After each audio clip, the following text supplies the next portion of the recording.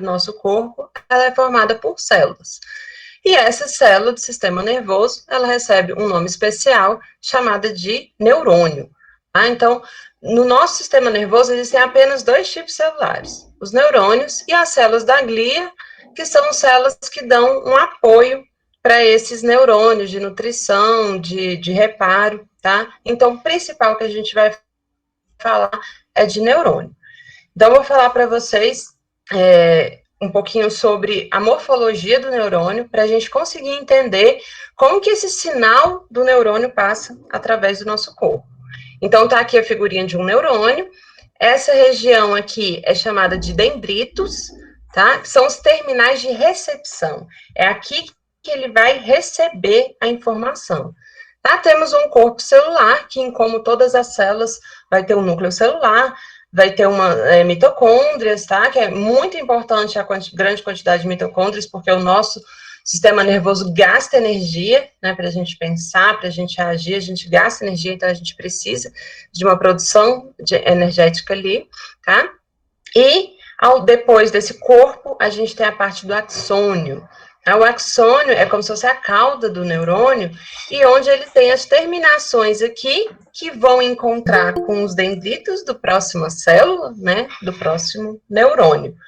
Até aqui tudo bem? Sim. Ok, então, gente, o sinal, ele sempre vai se propagar nesse sentido. Dendrito, corpo celular e axônio. E nos terminais axônios, eles vão encontrar com outro dendrito, e a gente vai falar muito sobre esse terminal axônio aqui hoje, para a gente entender, inclusive, o efeito das drogas, né, sobre o nosso corpo. Então, o neurônio, ele tem a função de responder a estímulos e conduzir informação. O que isso quer dizer? Posso? Eu quero... Oi? Posso? Fala, Gabriel. Pode? Não, é que eu queria. É porque eu cheguei agora, e aí é porque eu tava arrumando a casa, e aí eu perdi um pouco. Calma, Gabriel. Começou agora. Relaxa. Clarissa acabou de Começou agora? começar. Isso. Ai, que susto. Acabei de Tranquilo. começar. Qualquer dúvida você pode chamar aí. Ok. Estamos junto aqui. Tá? Então, o neurônio, gente, ele tem essa característica. Eu, por exemplo, tenho que mandar uma informação, estou aqui movimentando as minhas mãos, para avisar o meu corpo que eu tenho que fazer essa informação, o neurônio manda a informação para os músculos. E, ao mesmo tempo, quando eu vou reagir a um estímulo, por exemplo, encosto num fogão quente, eu muito rapidamente tiro a minha mão do fogão, e isso também é a resposta que o meu corpo dá para o meu cérebro para eu poder reagir. Então, a informação, ela vai para o corpo e ela volta do corpo, tá, para nosso cérebro. Então, o neurônio, ele vai transmitir essa informação a partir de um impulso nervoso, tá? Antes de ver sobre impulso nervoso, eu vou falar para vocês rapidamente dos tipos de neurônio. Então, como eu disse, temos o neurônio sensitivo, que é o neurônio aferente, tá? Eles vão levar o estímulo do nosso corpo para o sistema nervoso central.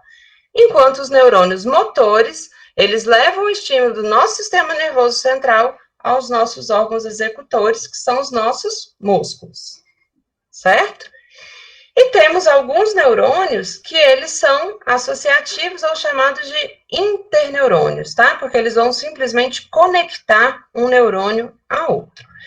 Então, como eu disse no slide anterior, a informação sempre virá dendrito, corpo celular e axônio, tá? Nos terminais do axônio, eu vou estar encontrando com outra célula de neurônio, onde essa informação vai se propagando ao longo do nosso corpo. Dúvidas? Tranquilo até aqui? Por enquanto, não. Então, vamos lá.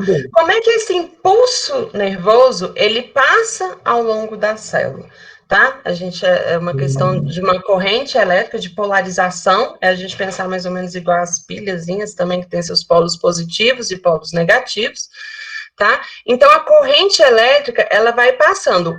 O dendrito recebe o estímulo, passa pelo corpo celular e vem para o axônio, tá? Então, ao longo do axônio, esse impulso elétrico, essa corrente elétrica vai se propagando célula a célula, tá? Quando eu tenho... Oi? Tem uma pergunta. Pode fazer. Como é que os neurônios conseguem mandar eletricidade? Então, na Isso é verdade, o que a químico? gente tem é uma diferença de potencial elétrico. Né? Isso eu ainda vou explicar agora, eu vou botar um videozinho que eu acho que vocês vão entender melhor. Tá? Não é eletricidade, é o que a gente fala que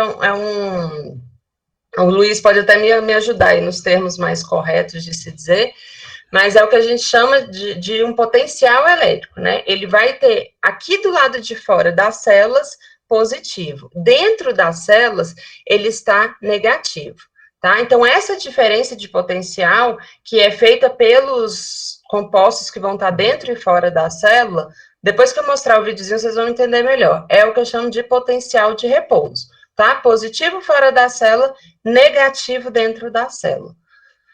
Aqui, fala, Luiz. E só para complementar a fala da Clarice, pegando lá do conteúdo de química, vocês veem que essa carga elétrica que a professora mencionou são compostos químicos carregados eletricamente, o que a gente chama de íons. Ali no desenho, se eu não me engano, é o íon sódio para o lado de fora e o íon Isso, potássio do lado de dentro. Essas partículas, ou a diferente concentração dessas partículas dentro e fora, que gera essa diferença de potencial mencionada pela professora Clarice. muito bom, Luiz.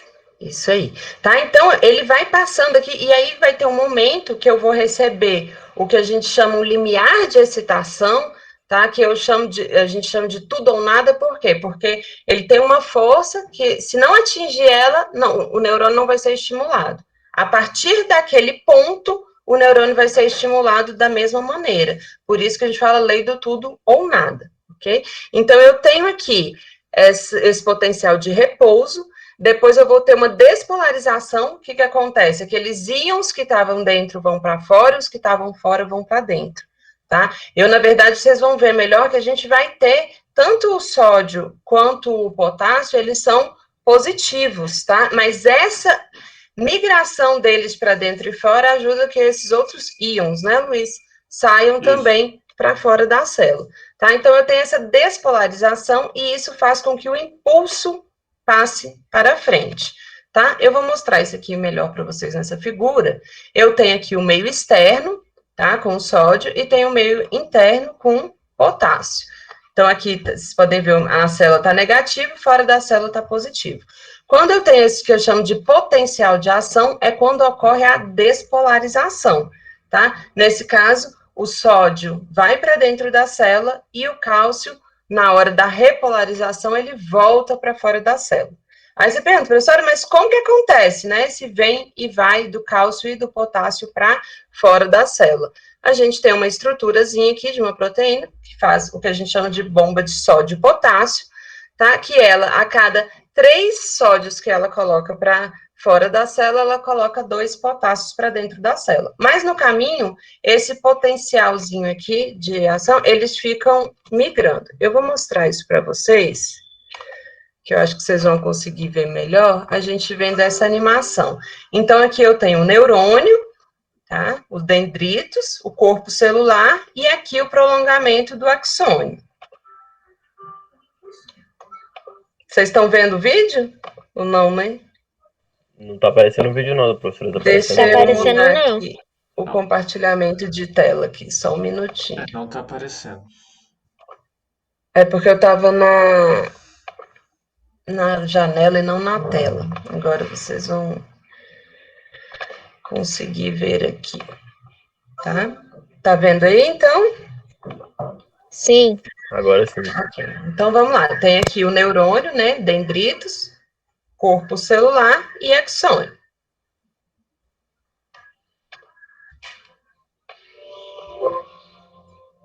O som tá. Agora Eu sim. eu aumentei aqui o som agora. Agora o som tá audível.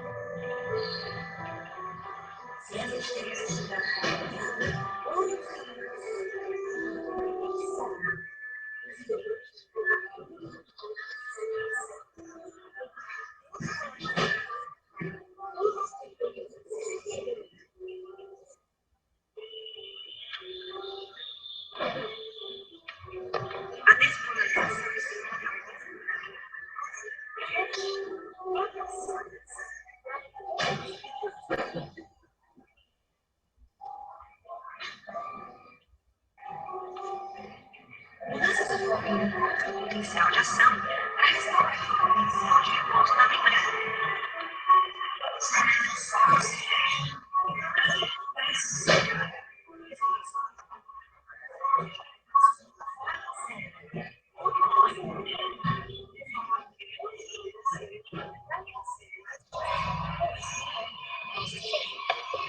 Pronto, era até aqui que eu queria mostrar para vocês. Tá? Então, vocês conseguiram compreender essa questão da transmissão do potencial de ação? Eu entendi. Ocorre meio que uma troca química. Exatamente, a gente tem íons entrando e saindo da célula, fazendo com que essa região seja polarizada e despolarizada, tá? E assim, o impulso nervoso vai sendo transmitido, tá? Agora, vamos avançar aqui para vocês conseguirem entender agora o que é sinapse. Então, quando eu chego na pontinha aqui do meu axônio, eu tenho aqui, aqui está aumentado, daquela região. Tá? Eu vou ter aqui o que eu chamo de fenda sináptica, que é a região que tem entre a minha terminal axônio e o dendrito do outro neurônio. Tá? Então, nessa fenda sináptica que ocorre o que a gente chama de sinapse, tá? Que é essa liberação aqui dos neurotransmissores, que eu vou falar para vocês também o que é, e esses neurotransmissores passam essa informação para o neurônio seguinte, tá? Então, vamos lá. Os neurotransmissores, eles são mensageiros químicos que vão transportar, estimular e equilibrar todos os sinais dos neurônios, das células nervosas e do nosso corpo. Isso quer dizer, eles são responsáveis pela nossa locomoção, pela nossa cognição, tá? Pela nossa memória, tudo isso está relacionado aos neurotransmissores. Vocês já ouviram falar em neurotransmissor? Eu já ouvi falar uma vez. Você sabe me dar um exemplo de um, Gabriel? Não lembro, professora. Eu só lembro de ter ouvido falar do nome e mais um pouquinho mais, só que eu não lembro. Alguém chutaria o que é um neurotransmissor? É igual a senhora fala, um mensageiro do corpo, alguma coisa assim do tipo? Né? Então, quem passa as mensagens do nosso corpo? Por exemplo, já ouviram falar quando a pessoa fala, ai, eu tô precisando fazer exercício para liberar. O que a gente libera quando a gente faz exercício? Ou quando a gente está ansioso, a gente fala que está precisando de adrenalina, dopamina, vários neurotransmissores, serotonina, tá? Então, eu tenho certeza que vocês já ouviram falar em muitos neurotransmissores. Existem mais de 100, tá? Mas esses neurotransmissores é que fazem com que o nosso corpo sintam essas sensações de prazer, de euforia, de coração acelerado. E igual o nosso cérebro tem que avisar que o nosso coração tem que acelerar num momento de alerta, uma hora o meu cérebro ele tem que me avisar que ele tem que desacelerar quando esse alerta passar. Senão eu ficarei sempre no momento de alerta, tá? Então, é durante a sinapse nervosa que esses neurotransmissores são liberados, tá? Então, aí para o dendrito. Então, o que acontece? Durante o uso de drogas, as drogas, elas, inclusive, têm umas classificações parecidas com as classificações desses neurotransmissores, porque elas são o quê? Parecidas com eles, e assim elas conseguem passar informações para essa membrana do próximo neurônio, tá? Então, as drogas podem ser estimuladoras, igual muitos neurotransmissores, e pode ser deprimido. Por quê? Quando eu falo de deprimir, eu estou fazendo com que o meu sistema nervoso haja mais devagar. E quando eu estimulo, que é o caso de algumas drogas estimuladoras, vocês com certeza vão falar dessas diferenças aí com o Luiz, tá? Eu estou estimulando o sistema nervoso central. E outras, eu perco. Oi? É tipo adrenalina. É tipo adrenalina e uma outra aí que acalma. É tipo isso, né? Exatamente. Por exemplo, quem sofre de ansiedade, muitas vezes tomam drogas, aí eu estou falando de drogas lícitas, né, de alguns remédios, que fazem com que ele iniba a ação de alguns neurotransmissores que estão causando algum problema ali no cérebro da pessoa, certo? Então, essas drogas, elas são divididas, esses efeitos dela. Mas como que elas agem? Eu vou mostrar aqui para vocês, através desse esquema aqui, que mostraria o efeito da cocaína. Então, o que acontece? Esse transmissor, os neurotransmissores são liberados, mas essa fenda sináptica, que é bem pequenininha e que fariam com que essa serotonina, dopamina, que estão ligadas à questão do prazer, da emoção, elas demoram para ser processadas. Então, o sistema do nosso corpo, ele fica confuso. Isso faz com que aumente o vício da doença, porque ele precisa, o vício da droga, porque ele precisa aumentar o consumo da droga, para aí começar a atingir aquela quantidade de neurotransmissores necessário para ele atingir a felicidade, e aquilo vai viciando com o tempo.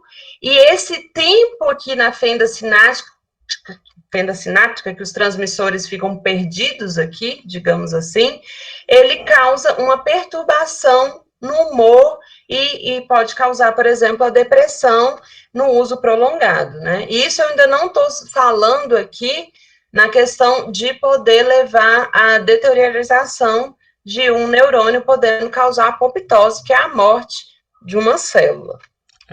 Só um momento, Clarice. Pessoal, tome nota dessa última parte que a professora falou, que é isso que explica uma pergunta que eu fiz lá atrás, vocês me responderiam, que é o que ocorre com a dependência química. E isso que ela falou ocasiona um dos efeitos da dependência química. A live vai ser gravada, vou disponibilizar para vocês, mas tomem nota dessa última parte que é importantíssima, tá? Se tiverem dúvida, é hora de perguntar, porque isso eu vou cobrar na provinha. Vai ter um exercício depois aí. Pergunte agora.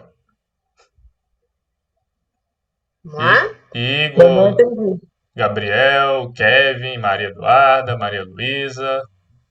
Eu tinha uma pergunta, professor, só que não é bem relacionada a essa parte que ela estava explicando agora. Eu tô com esse negócio desde que ela começou a falar sobre aquele negócio de ou age muito ou não age, né? Tipo, acontece ou não acontece. Porque, tipo, ela falou que se a gente mexer na panela quente, aí vai ter... A gente vai tirar a mão rápido, né? Isso acontece com a pessoa deficiente? Tipo, se ela tomar uma bolada na perna e ela não souber mexer a perna, continua essa transmissão? Então, o corpo, aí ele tem o quê? Nesse caso que você falou específico de uma pessoa que tem, por exemplo, uma paralisia, ela tem justamente a perda dessa transmissão dessa informação por um rompimento do axônio. Então, a pessoa, ela não consegue, por exemplo, ela acaba não sentindo a dor, porque ela não sente aquela região. Então, o cérebro não vai ter. Então, isso poderia botar, por exemplo, ela em perigo. Existe uma doença que a pessoa, ela não consegue sentir dor. Tá? Ela tem uma variação ali que ela não consegue sentir dor. E é perigoso, porque se ela botar, por exemplo, a mão no fogo, ela não vai sentir dor. Então, sentir dor é uma estratégia de defesa muito importante do nosso corpo, tá? Respondeu a pergunta? Tem uma dor também, que é a dor crônica, que é se a pessoa fica sentindo dor toda hora. Aí você poderia ter o quê? Uma liberação maior desses neurotransmissores. E é importante a gente entender aqui que na questão das drogas, eu vou ter drogas, como eu disse, as que deprimem o sistema nervoso, que elas vão fazer o quê? Elas vão impedir a liberação de neurotransmissores. Enquanto as drogas que são excitatórias, elas vão fazer com que mais neurotransmissores sejam liberados. E isso, quanto mais o uso da droga vai se consumir, eu estava lendo um artigo agora que eles falaram sobre o crack, o tanto que o crack consegue, assim, 10 vezes mais que a cocaína, prejudicar todo esse sistema nervoso ao ponto de não conseguir mais fazer essas sinapses nervosas. E aí você tem realmente perda de massa cefálica, que a gente sabe que é uma coisa que pode ocasionar, por exemplo, com o uso do álcool, né, que apesar de ser lícito, ele também causa perturbações nessa sinapse, tá? Nessa transmissão daquele impulso nervoso de um neurônio até outro. tá? Eu tinha até... Clarice, deixa eu perguntar, ver se a galera lembra. O álcool, galera. Responda aí que tá na parte da pontuação ativa. O álcool é uma droga depressora ou estimulante? Ou alucinógena? Vocês lembram? Depressora. Isso aí, Gabriel. Ok. Ah, boa. Então, o que ele E a vai cocaína? fazer? E a cocaína, que é o exemplo da tela? Estimulante. Ok, isso aí. Acho que tem alucinógena também, né? Um pouquinho. Isso aí, tá certo. Entendeu, Gabriel? Então, se ela está estimulando, ela está fazendo o quê? Aumentando a quantidade de neurotransmissores liberados. Né? E se ela está deprimindo, ela está limitando a quantidade de neurotransmissores liberados. Tá? E elas recebem o mesmo nome, por exemplo, quando a gente separa esses neurotransmissores, né? Ação excitatória e inibitória. Tá? Então, só para concluir aqui, por exemplo, os energéticos, né, que é aqueles que muitas vezes usam junto com bebidas alcoólicas, e aí você causa um problema maior ainda, né?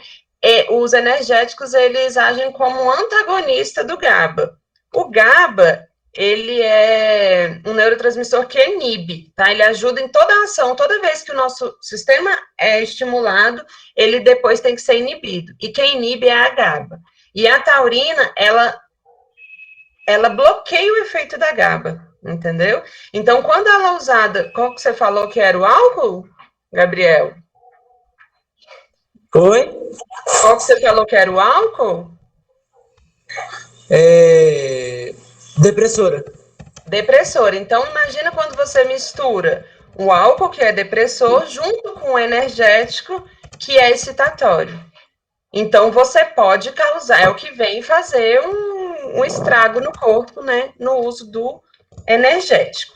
Tá? Então, eu deixo aberto agora para perguntas, eu vou parar aqui meu compartilhamento. A Jordana quer fazer uma pergunta. Pode falar, Jordana. Professora, e qualquer tipo de droga pode causar uma overdose? Então, os níveis de overdose já dependem muito, assim, algumas drogas em menores quantidades você pode ter overdose, né? Então, algumas drogas, por exemplo, com a maconha, é difícil ter a overdose, tá? Outras drogas, por exemplo, como o álcool, o que você tem mais comum é um coma alcoólico, né? Agora, muitas outras drogas, principalmente as sintéticas, e aí Luiz pode até responder melhor do que eu, aí você tem essa probabilidade. Uma coisa que acontece muitas vezes é em relação à pureza, vamos dizer, da droga. Por exemplo, na casa da cocaína, ela pode vir mais misturada e ela pode vir mais pura.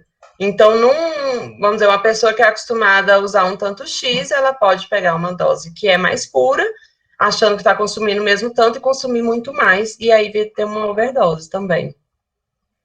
Não sei se o Luiz quer completar aí a resposta. Gabriel, segura um pouco aí, que eu vou complementar a resposta da Jordana e tem perguntas no chat, viu, Clarice? Eu vou ler para você depois. Complementando a resposta da Jordana, foi uma das primeiras frases que eu falei na letiva, que a diferença entre o remédio e o veneno é a dose. Até álcool pode causar letargia em concentrações extremamente altas. Então, em tese, toda droga, né, toda substância química, em alguma concentração pode causar overdose. Vai depender também não só da droga em si, como a Clarice falou da pureza, mas do organismo da pessoa em sintetizar aquela substância até chegar no sistema nervoso e em que concentração essa substância chega no sistema nervoso. Então depende também do organismo da pessoa. Por isso que a pessoa toma, assim, pegando o álcool, né? Por exemplo, a mesma dose de álcool causa efeitos diferentes em duas pessoas diferentes. Porque tem a questão do organismo e tem a questão de como esse material foi consumido. E o tempo também. Completando essa questão do organismo que o Luiz está falando, é muito importante. Por exemplo, uma pessoa que tem uma predisposição genética a ter uma doença, como, por exemplo, o Alzheimer. E ela pode demorar muito a desenvolver isso se ela tiver uma vida saudável, uma alimentação boa e fizer exercício. E esse pode ser muito antecipado com a utilização das drogas, porque você está por exemplo, despertando ali um gene que ainda não tinha sido expresso, e você pode fazer com que as modificações, né, que a gente fala influência do ambiente, né, pode modificar e fazer com que, por exemplo, o Alzheimer aconteça muito mais cedo num usuário de drogas. Clarissa, só um momento, Igor, aqui é do teu Gabriel ainda, segura aí. Segura aí, Igor, segura aí. A Natane está perguntando, peraí, Gabriel. Primeiro a Natane. A Natane está perguntando no chat, que eu vou ler a pergunta para Clarice. O álcool é depressor, né? Mas ele não pode ser estimulante também? Ou os três tipos em um só? A pergunta da Natane. Eu acho interessante essa questão, Natane, porque ele pode influenciar, por exemplo, ele vai influenciar na liberação de neurotransmissores. Só que naqueles neurotransmissores, eu tenho neurotransmissores que são estimulantes e tenho neurotransmissores que são inibitórios. Então, eu posso estar estimulando, sim, né, mais inibidores e mais excitatórios. Então, você poderia ter essas ações, sim, na mesma droga, ter efeitos opostos, né, antagonistas. Ok, agora é o Gabriel. O que é overdose? O que é overdose? A overdose é o... como é que é a palavra certa aí, Luiz, para... uso excessivo, não é uso excessivo, é uma carga muito grande que faz com que a pessoa venha a óbito, por exemplo, tá? Ela vai ter uma superdosagem, né, como o nome diz, né, overdose é uma superdosagem daquela substância que pode levar a óbito da pessoa. Agora é o Igor. Fala aí.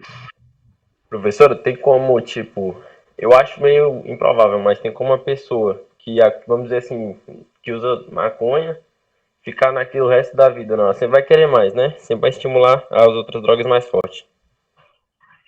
Sim, essa questão de uma droga puxar a outra, tem várias questões em relação a isso, né? Uma delas é a parte social, né? Porque você conhece, então você acaba entrando no meio e tendo mais oportunidades de conhecer, e essa questão social acaba fazendo com que você tenha o acesso, né, a outras drogas. E a questão do vício também, né? Às vezes a pessoa pode gostar daquele vício e querer, por exemplo, experimentar algo que dê uma reação maior, né? E aí sim, mais uma vez, levar ao uso de outras drogas.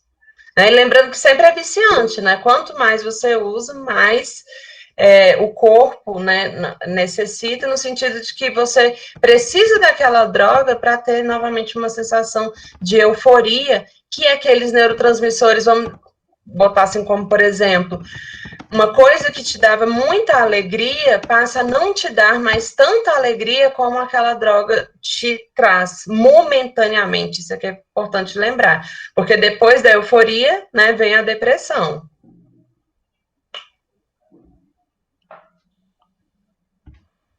Jordana, Muito obrigado.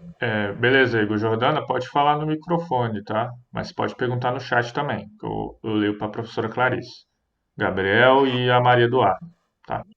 A minha pergunta é o seguinte, tipo, quando uma pessoa ela tem uma overdose, pode atacar o sistema nervoso dela, tipo, dela não conseguir mais fazer algum movimento, tipo, das pernas, dos braços, assim, enfim, movimentos básicos que o ser humano aprende. Então, o que acontece? Uma droga que, por exemplo, igual o crack, que é uma droga que tem estudos recentes que mostram que é muito rápido, porque como ela é muito viciante, a pessoa ela usa muito constantemente e isso causa, por exemplo, uma reação que chama apoptose, que é quando o corpo vê que uma célula está degenerada e o corpo resolve que aquela célula tem que, vamos dizer assim, a morte celular para que novas coisas se regenerem. Só que a gente sabe que a regeneração do sistema nervoso, ela não é uma coisa que ocorre normalmente. Tá? Tem uma grande discussão, até 1990 acreditava que não acontecia regeneração de neurônio. Hoje a gente sabe que existe um tipo, por exemplo, num caso de um acidente que teve uma perda muito grande, principalmente na parte do axônio, tá? E isso pode ser reversível. No caso das drogas, geralmente a perda é na parte do dendrite, do corpo celular mesmo, e ela, muitas vezes, ela não é... Então, a pessoa vai perdendo a memória, vai perdendo a coordenação motora, a capacidade de fazer sinapses, e aí isso afeta tudo na vida da pessoa, o motor e o psíquico. Tá? Então, pode causar sequelas, sim, como a morte celular. Clarice, Ok, obrigada. obrigado, Jordana. O Lucas, se tiver disponível aí, pode ligar o microfone e perguntar.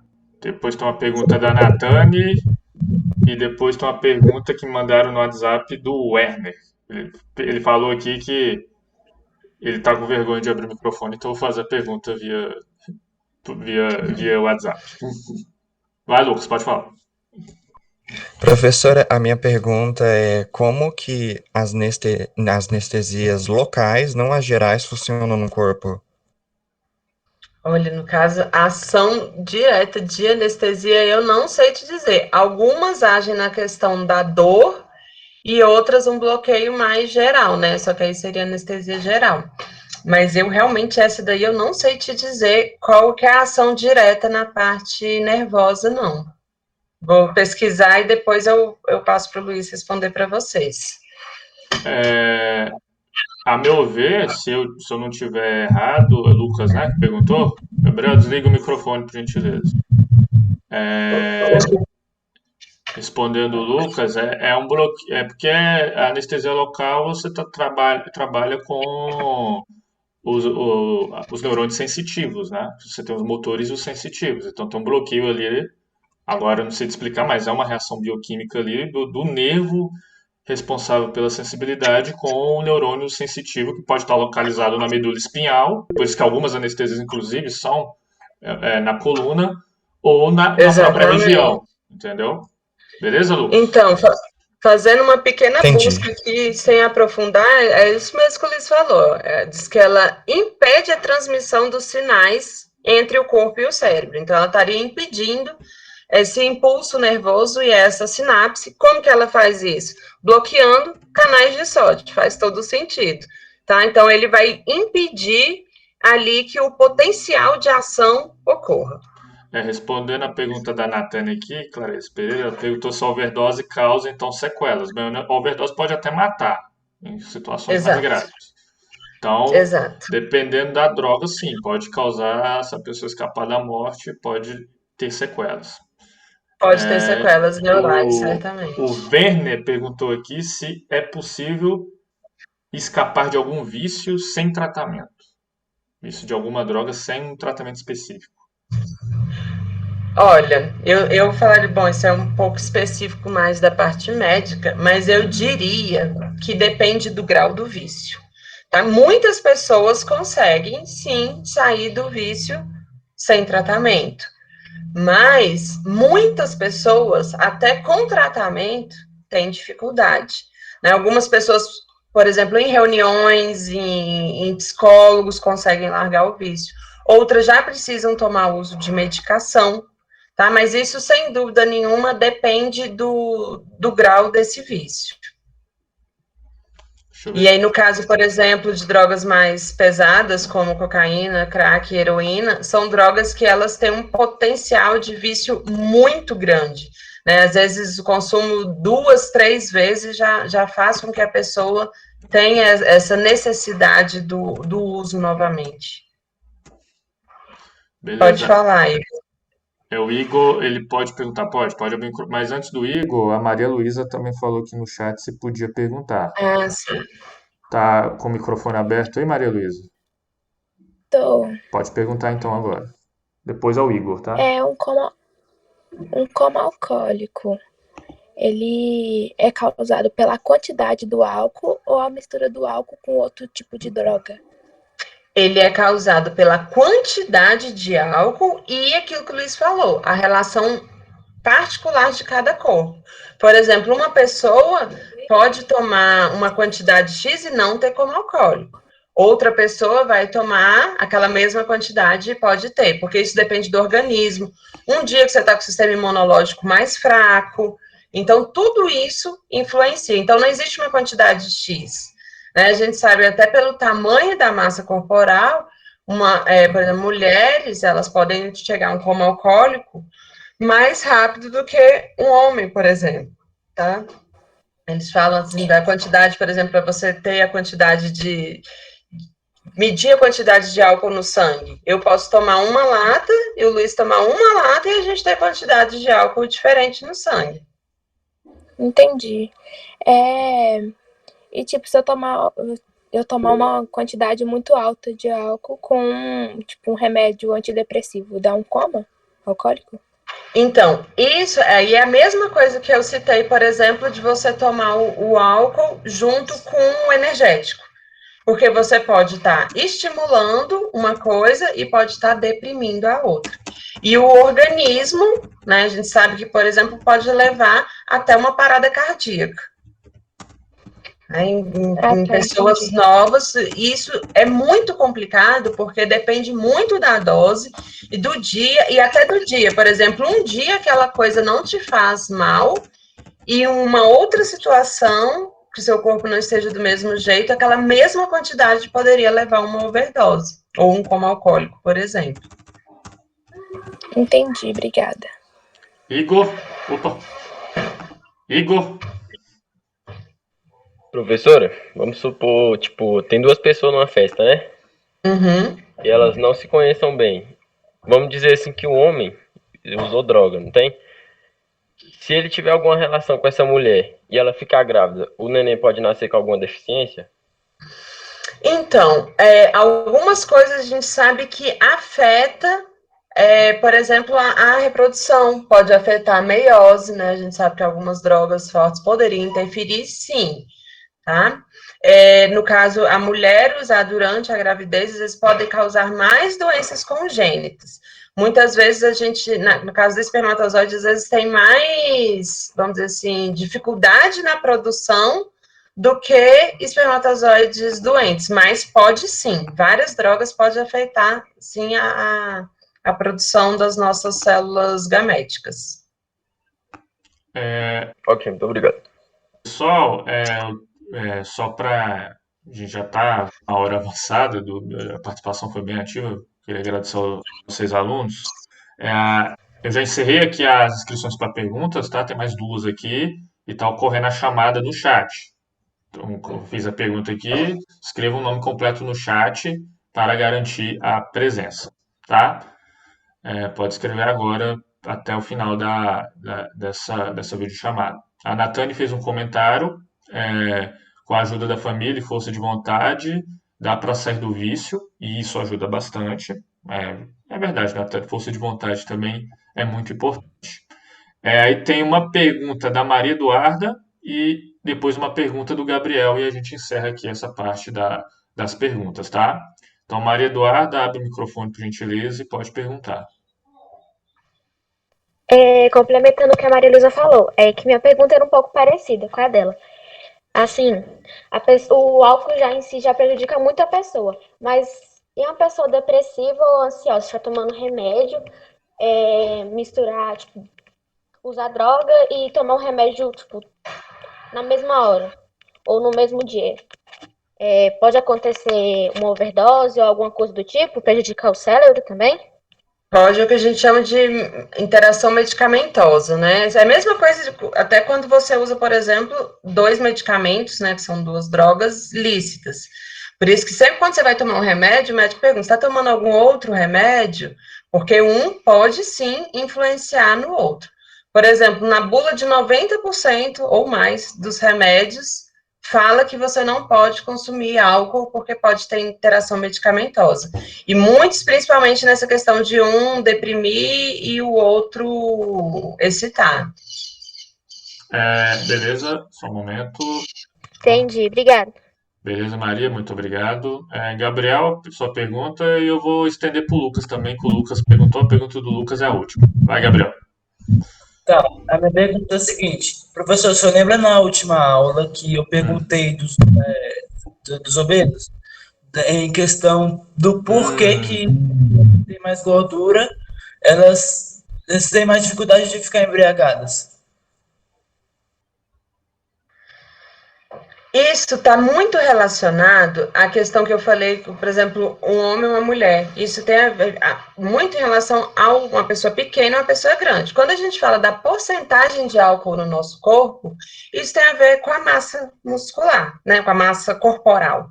Então, uma pessoa com mais massa corporal, aquele álcool, vamos dizer assim, ela vai diluir mais, porque a pessoa tem mais sangue, tem mais massa, então aquele álcool vai estar mais diluído.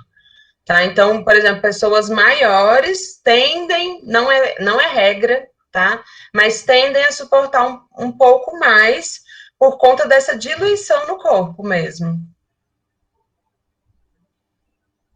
Entendeu, Gabriel? Entendi, obrigado. Lucas, última pergunta. Lucas? Isso, pode falar. Lucas, tá aí?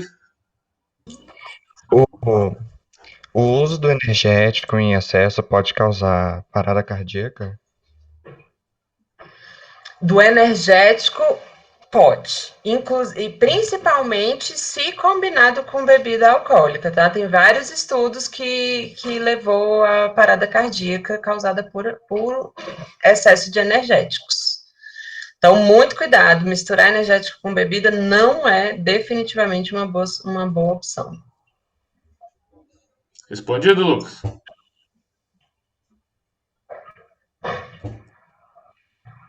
Respondido, Lucas? Principalmente em grande quantidade, né? Quanto maior a quantidade, maior o risco.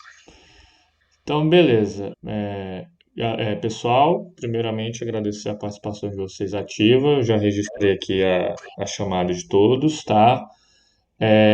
Agradecer novamente em nome da eletiva, em nome meu particularmente, a professora doutora Clarice por disponibilizar esse horário da tarde para passar o conhecimento específico dela sobre a área.